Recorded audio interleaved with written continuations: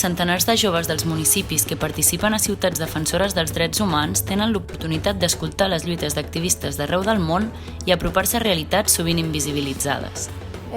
Jo crec que és molt interessant el que ens ha dit perquè és com, d'alguna manera, sabem, intuïm, no, que no tots els països estan en la mateixa condició de drets humans, però no és el mateix saber-ho que t'ho expliquen en primera persona, bueno, encara que sigui telemàtic, una persona que ho ha viscut i que ha estat lluitant. I està molt bé que ens consciencin sobre aquests temes. M'ha agradat molt.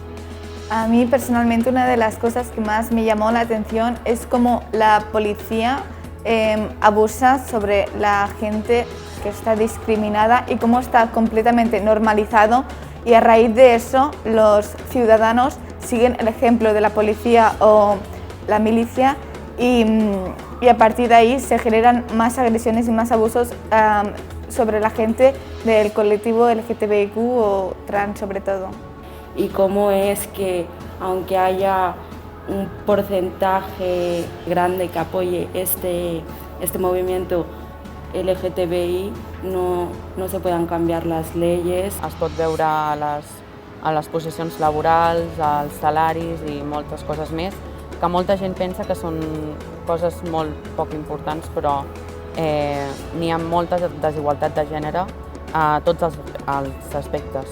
Promovem la justícia global i la protecció dels drets humans. Donem a conèixer diferents problemàtiques i conflictes, les seves arrels i la interconnexió entre el nord i el sud global, i generem espais de debat, reflexió i intercanvi entre els joves, la ciutadania i les persones defensores dels drets humans.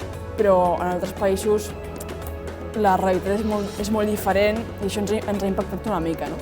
Perquè ho sabíem, però no havíem tingut un contacte tan directe.